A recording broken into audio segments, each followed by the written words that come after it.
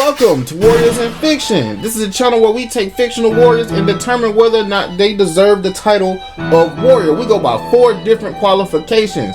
That's their skills, their goals, their intelligence, and their feats. If you like that sort of thing, go ahead and hit the like button and subscribe if you're new.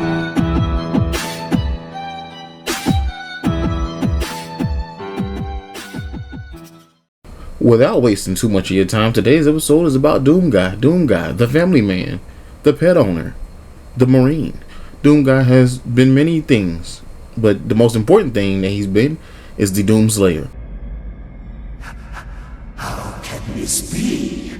No man can pass through the gate.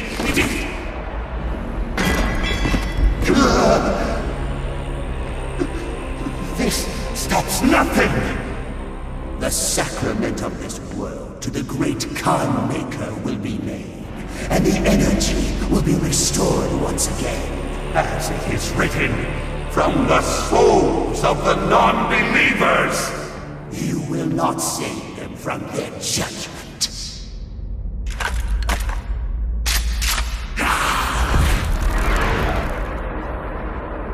He's something that even demons cower in fear of, and humans too. We see clips of that. They are excited to meet him, but very afraid of him.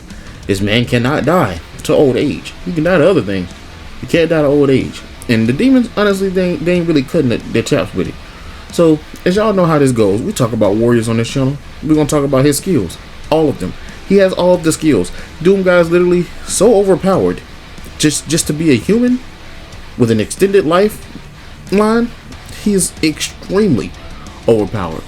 He can use many weapons. Almost any gun he touches, any melee weapon he touches, this man literally is a trained soldier. He's a Marine.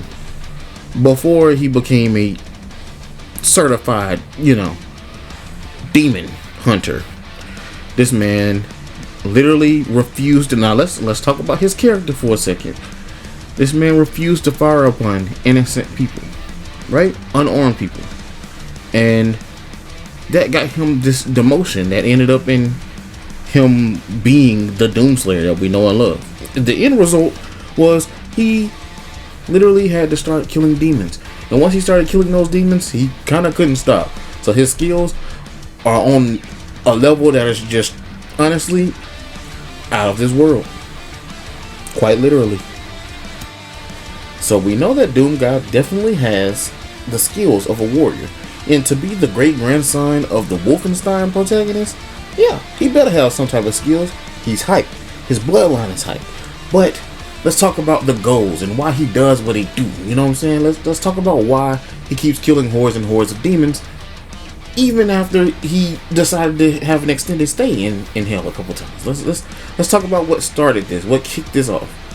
But for that segment, I'm gonna pass it to somebody who knows way too much about Doom and probably don't really need to, but he just loves he glazes this character. Let's be honest. He glazes him. I'm not a Doom Slayer glazer, but I like Doom Slayer, so that's why we're talking about Doom Slayer.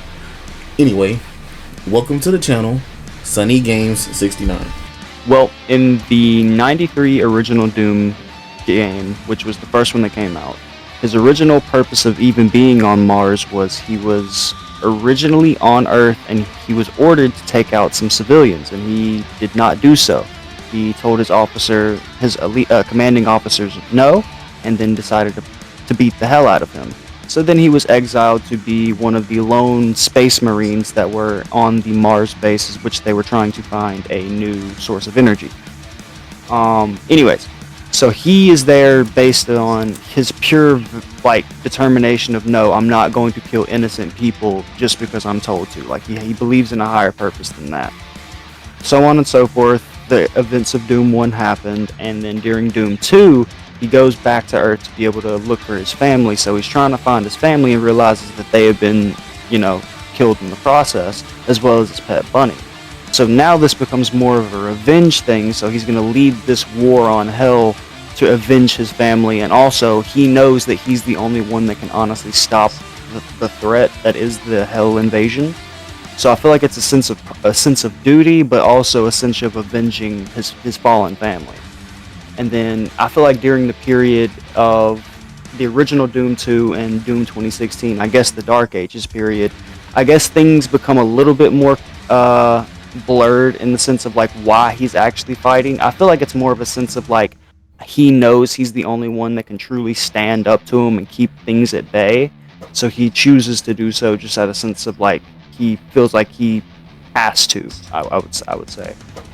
And then throughout the events of Doom 2016 through Eternal, I believe it's a sense of I've seen how this goes. I know where this is headed. I'm putting it into the cycle because at that point it's become like a full circle cycle of how things have gone. So I feel like he knows there's only one way for this to end, and it's just I would say his sense of duty, his sense of purpose, and his sense of I'm the only thing standing between this world falling into chaos and not. Would you say that Doomslayer's actions and his goals would classify him as a warrior? Absolutely. Just knowing that he goes down there and honestly handicaps himself because it is canonical that he is more dangerous with his bare hands against the demons than he is with actual weapons. He just uses the weapons because he thinks they look cool. And he honestly puts himself at a handicap. And whenever he's using melee combat like we see in Doom the Dark Ages, that's honestly his most raw form. Just because that's what he was doing like for the longest time. He wasn't really down there with the guns you see in Doom 2016 and Eternal and Doom 1 and 2.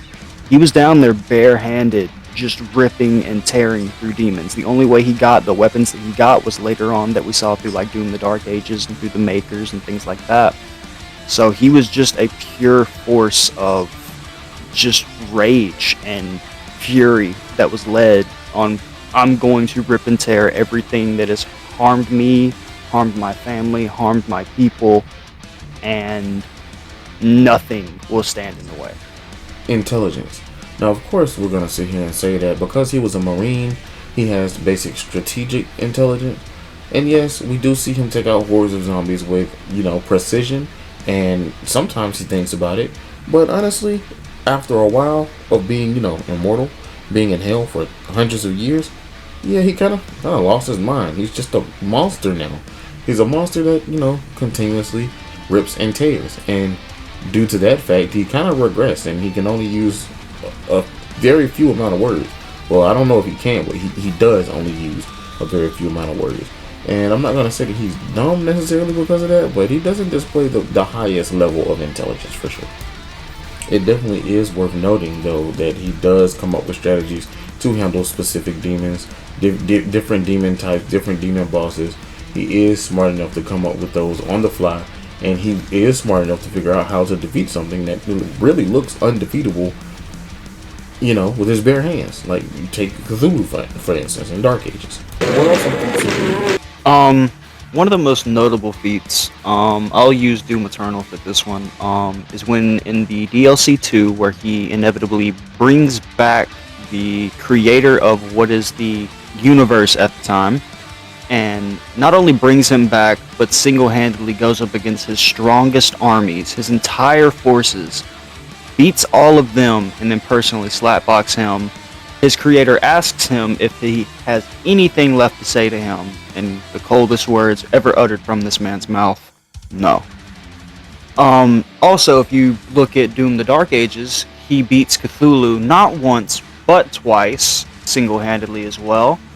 He has single-handedly stopped entire forces and armies of hell from taking entire Earth dimension, and put himself in there willingly for eons and eons, and did not age, and was fueled by just rage and ripping and tearing of demons and his quest for revenge of his family. He's just like, he has the power of an archangel. At this point, I think he's a fourth dimensional eldritch creature, but there's lots of feats that show this man is just absolutely unhinged. So in your personal opinion, you would consider Doom Guy a warrior, correct? Yes, a warrior leagues above other warriors. He is a person that an entire civilization of a warrior class people single-handedly was gifted him. He was shown his warrior spirit in a battle in a, what is it called? Like a Coliseum style setting, to where he battled the best of the best and still made it out on top and became one of their beacons of hope in this warrior-like culture, as well as a revered legend and deity among multiple different planes of existence in this universe. So yes, absolutely. Okay, so in my opinion, I think that Doom Guy has the skills that would be required of a warrior. A warrior is definitely one of those type of people that you would expect to not just be a fighter. A warrior is one of those people that will fight for more than just himself. And honestly and truly, Doom Guy fights for more than just himself. 9 times out of 10, he's fighting for an entire realm. To be honest, now He fights for existence. So at some point, it kind of gets misconstrued in there, I guess, in his head, what he's fighting for, because now he's just going and going. But originally, it was to protect the dimension and to get that get back for his family. Which, if you look at the, go ahead, my bad. Sorry. Which takes me to his goals that of avenging his family and protecting the realm.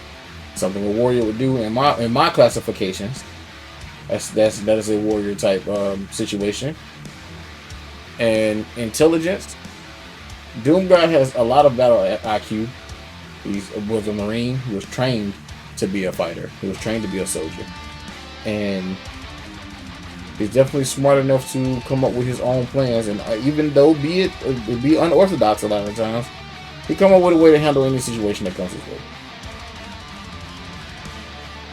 I would 100% agree.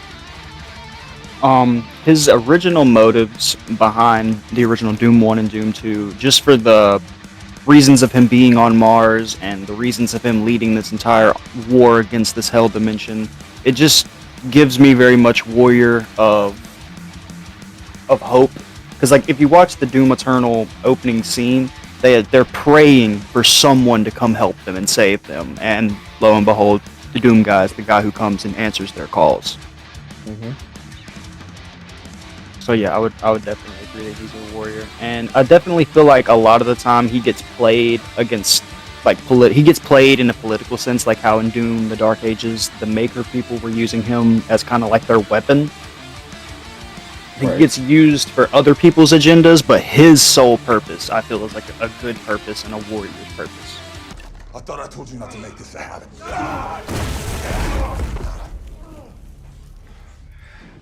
Excuse me.